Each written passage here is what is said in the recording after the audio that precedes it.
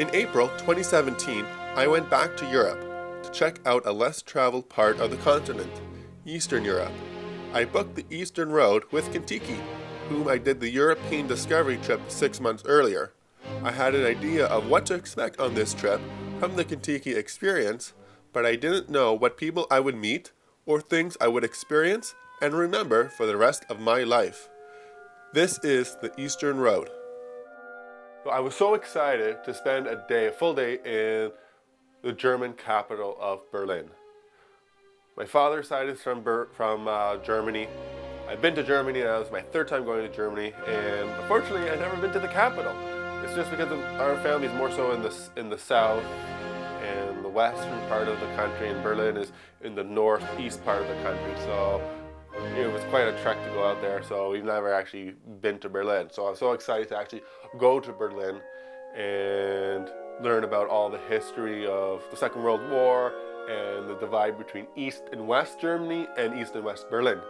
And our tour guide, Ken, whom everyone loved, did not disappoint. This here is Museum Island. I don't know if you noticed, we crossed over the river here, right? So here the river splits in two and then rejoins itself, cutting this off as a small mass of land surrounded by water, so i.e. an island. And they have basically no imagination when it comes to naming things, right? They name everything very literally, so it has museums on it, so it's just called Museum Island, right? Another example of this, and this will come up again and again and again, is this, right? This is the oldest museum of the island, and it's called the Old Museum, right? There's another museum behind it, and that's newer than that, and that's called the New Museum, right? So this will just come up again and again and again. Germany was created in 1871, right? So prior to 1871, there was no such country as Germany. You had all these other different countries, like Saxony was one, Prussia was another, of which Berlin was the capital, so capital of Prussia. You also had Bavaria, which had Munich as its capital, and so on, right? So 1871, they're all unified, mostly the work of a guy called Otto von Bismarck, who was the chancellor at the time, and so he unifies Germany. He then becomes the first Chancellor of Germany, right? But there was also a king of Prussia. He was called Wilhelm I, and so König Wilhelm I, or King Wilhelm I, and he then became the first Kaiser of Germany, so the first kind of emperor. I mean, as I said, I just prefer the word Kaiser. This is the Holocaust Memorial here. Its full title is the Memorial to the Murdered Jews of Europe, right? So it's a very kind of stark, uncompromising title, which is appropriate given the magnitude of the crime that it's here to commemorate the victims of, right? So this is here in memory of 6 million Jewish people that were killed by the Nazis during the Second World War. The memorial, you'll notice, is highly abstract, right? So there's no kind of obvious meaning or clear message that just jumps out at you upon seeing it, and that's very deliberate, right? So its designer is an American Jewish architect called Peter Eisenman, and he wanted to build something that would be an interpretational, experiential monument, so something that you actually have to go into and explore and think about and get really deep into it. So not something that just hands up meaning to you on a plate, to which you can go, oh, I see that, oh yeah, that means this, now I understand that, off I go. So he wanted to avoid that, because he thought something like the Holocaust on that scale, the murders of 6 million people, you can't just sum it up in a kind of easy representation. So that's why he built this, and he's left it very open to interpretation, right? So he's never validated nor has he dismissed any particular interpretation, and there's lots of them, and I even hear new ones all the time, right? But just quickly, a few of them, a lot of people have said that these resemble like tombstones in a mass grave, or other people have said that in some senses it resembles an abandoned city that everybody's been taken away from. It's also if you look at them from kind of lengthways down perspective from the top, they would kind of appear to be like the carriages of the trains that brought the victims to the camps. There's also a few more kind of metaphorical interpretations. One that I like is from a top-down perspective. It would appear to be this very ordered, logically laid out, rationally organized system, but the actual experience of it, which you'll see for yourself now in a second when you go in there, it's actually quite different from that. It's quite chaotic. So that is kind of potentially a metaphor for the disparity between the Nazis' top-down view of the order, you know, whereas the actual experience on the ground was completely different. It was like totally chaotic and miserable and so on. This is quite a noisy place, so really at this point, really get like right in. Because I want you to hear this as well. You're filming now, yeah? Okay, right. So, what's your name? Michael. Michael, right, when you're watching this video, which you'll be at home obviously on your computer, so what I want you to do is go to tripadvisor.com, right? Go to the page for original Berlin walks, and I want you to do this right now as I'm saying this on the video. So just put the video in another tab or something, go to TripAdvisor, original Berlin walks, and give a review to Ken, right? 5 stars. Say it was the greatest experience of your life. Okay, so when you're watching that, you should be doing this right now. And if you're not, well, there's nothing I can do about it. I mean, you know, but just do it, okay? All right, grand. So, anyway, I better make the rest of the tour good. So we're having a look at this building here.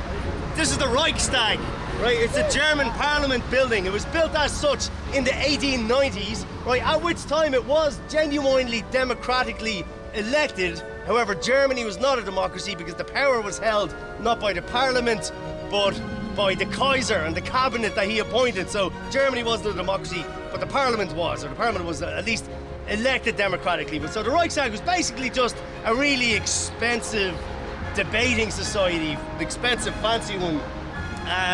It only really became the seat of power right in 1918 when Germany lost the First World War and the Kaiser abdicated the throne and fled the country, which left a vacuum of power. Now, as I said, on that day, then the Spartakists, who would become the communists, they declared a Soviet republic. At the same day, the Social Democrats declared a democratic liberal republic, right? So, and they were the ones who ended up being successful. And how they did that is they took over the Reichstag building, and from the building here, they proclaimed it. Now, this is known, as I said earlier, known as the Weimar Republic, and is just plagued with all sorts of problems from the very outset.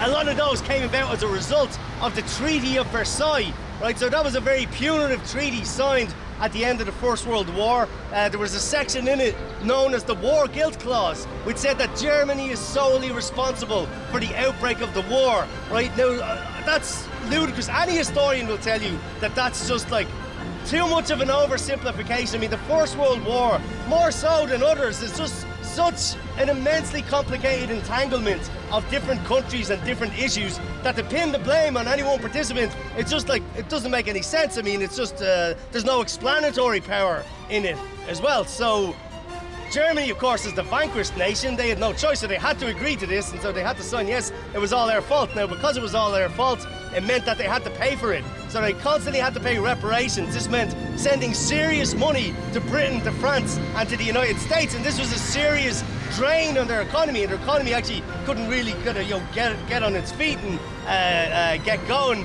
And various bungled attempts to fix the economy resulted in a thing called hyperinflation, right? This is the most dramatic example of a currency inflation in history. At the start of it, the exchange rate of the mark, the currency they had, to the US dollar was 4-to-1, right? At the height of the inflation, it was 17 million to 1, right? So the currency just completely collapsed in all value and lost all meaning, and people even reverted back to the barter system of direct swapping as a form of trade that, you know, hadn't existed in any significant sense since the Dark Ages, right? But there was a group of conservatives led by a guy called Franz von Papen, and they wanted to form a coalition government. Many of them wanted to destroy the Weimar Constitution, and many of them wanted to return to the days of the rule by the Kaiser and to put Wilhelm II's son on the throne.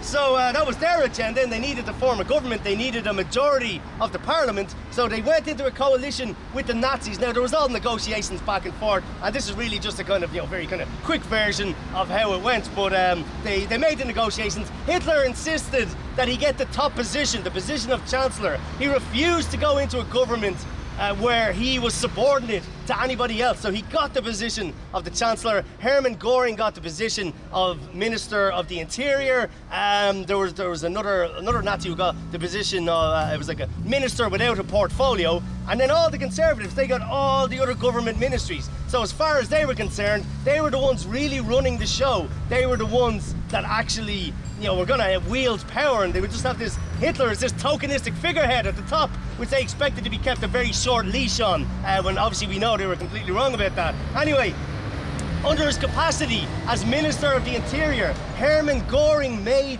the SA and the SS into auxiliary police officers. These were the paramilitary armed wing of the Nazi Party who were, beating the heads of their political enemies for, since their formation. But now they had official police powers. They could do it with impunity, and they could arrest people on bogus charges. Yeah, we're here at the Brandenburg Gate.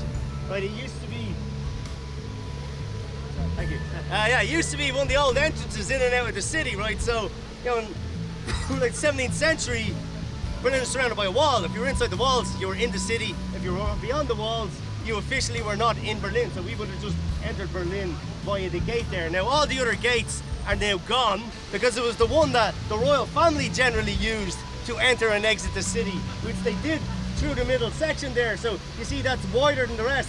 So only the carriages of the royal family were allowed to go back and forth there. If you were one of the plebs, you had to go in around the sides. So that was the story with that. Hitler came to power, so when he was appointed Chancellor on the 30th of January 1933, he had the brown-shirted SA troops marched down through here in a torchlight procession. So literally carrying flaming torches is kind of like pseudo, kind of medieval imagery. The gate itself then, right, it had been a symbol of Berlin, right, but it really became a German national symbol during the Cold War when the city was divided. So the Berlin Wall ran right on the other side there, and so the gate was in the middle of what was known as the no man's land, or the death strip. And so the irony became apparent of, a gate, something that you're supposed to be able to pass through, of that being blocked off by a wall. So the gate came to symbolise the divided country. It's now since become a symbol of newly unified Germany, and a lot of the most famous scenes of the night when the wall came down were just right on the other side here. You'd have the inner wall, so you'd be in East Berlin, you'd have the inner wall. On the other side of that, in many places there was a bed of nails nicknamed Stalin's Lawn. There was also barbed wire, tripwire, in some places there was trenches, but most importantly there were guard towers, and inside the guard towers professional soldiers with orders to shoot to kill anybody who was in the death strip, right? And so then you had all that, and then you had the outer wall, which is the Berlin Wall proper, the true border between East and West Berlin, and then you had West Berlin, which is where we are now. This area in the east, that goes to the Soviet Union, right, i.e. Communist Russia. Area down the south, that goes to the United States. Up the northwest, that goes to Great Britain, and then France get two small areas in the west that were actually carved out of the British and American sections. Anyway, Berlin, now all of Berlin is inside the Soviet communist zone completely, right? So all of Berlin is there. But Berlin is also divided into four because it was the capital. So there's an American, British, French, and Soviet section of Berlin, right? So that's 1945, post-war settlement, division of the country, right? 1949 then, the American, British and French sections unify and become a single independent country. And so that's West Germany, right? So that's the kind of capitalist, democratic West Germany, right? Later that year then, the Soviet zone of occupation also declares itself to be an independent republic, and that's East Germany, right? So that's, socialist system, but with a single party dictatorship government. And it was actually in this building where they founded it. So this was the headquarters of government ministries at the time. So this was where the American and Soviet zones of occupation intersected. It was also the only place in the whole world where, for the entirety of the Cold War, the kind of global standoff between communism and capitalism or democracy, or whatever emphasis you want to put, but the global standoff between those two blocks, where its two prime antagonists had their armies face to face with each other, literally within eyeshot. So it was the only place where you actually had that physical confrontation of the armies. So it was kind of known in a way as like the front lines of the Cold War. I mean, if you can say that about anywhere, you would have to say it about here. The Checkpoint Charlie of today is like, it's really like a kind of tacky, kitschy tourist trap. You've got also like KFC, that was not there back in the day, all right? You didn't have those things here. You also got this like fake American soldiers there who'll charge you money for photographs. The actual little house is a recreation as well. You've got the sign, you're entering the American sector, that's a recreation, but the frame which holds the sign is original, so you've got that at least. But don't let that put you off. The fact that it's this kind of tacky touristy area, don't let that put you off. I mean, it still is the real historic site where all these things happened, so you know, that you can't really take away from that. Anyway, guys, that's the end of the tour. So after our history lesson with Ken, who did an absolutely amazing job, learned quite a lot from him, we had another tour called the Alternative Berlin, which was street art. The Berlin Wall used to stand just along here. As we'll chat about a bit later on, this has had a huge impact on the development of this area, sort of culturally. So this is sort of the Brooklyn, I guess, of Berlin. It's fair to say. It's the Kensington, I guess, if you're from Toronto. And it's a really fucking cool place. It is also a total fucking shithole. You're going to notice that as we go through it. I do want to tell you though, you know, despite the fact that people are kind of scary, lots of tattoos, lots of fucking, you know, drunken, pissed up idiots and this sort of stuff, it's very safe. You don't need to worry about your personal safety or anything else like that. We might cop an earful, a bit of a tongue lashing from some of the locals, and if that, in that case, you know, we just give them a very firm but polite get fucked and we move on with our lives. This piece is huge, and as we walk along here a little bit further, you're going to get a better squeeze at exactly how big this thing is. Just for scale, just to give you a better idea of it, if you look around to the other side, can you see those two windows there, the sort of lowest ones down there like that? They're on the third floor. They're on the third floor, and they line up roughly with the top of this guy's head. So this thing is enormous. It is absolutely enormous, and you can see the level of shading, the detail that has gone into it like this, and the fact that it is well and truly above all of the rest of the, you know, the less, I guess, developed or the less impressive pieces below it. And again, as I say, name of the game in street art. You've got to be big, you've got to be bold, you've got to get your name out there, you've got to draw attention. Even though he is using a grid there like that, he uses something very interesting, no brushes or anything involved with this fellow. What he does, he gets this grid going, he's got his little reference sheet like that, hops himself up on a ladder with a big bucket full of paint. He gets a sponge, like the one that you'd clean your car with, right? Dunks it in the paint there like that, and squeezes the sponge, smushes it against the wall there like that, which creates this run down, this trickle down type effect. Everyone you there, you can see the paint that's sort of run down the wall there like that. Now, apart from being a really cool effect, the other thing that this thing does is it breaks up the grid very handily. You're going to see the horizontal lines very easily, but the vertical lines more or less disappear because of this technique that he uses. Really cool. So after an extensive day of walking around Berlin, we had an included dinner at Scheer's Schnitzel. And well, I guess you can take a guess what we had. Schnitzel. And it was pretty good. We had a tour of the Berlin Wall. We had about 10 minutes or so to walk along the Berlin Wall and take a look at the famous artwork that was on display there.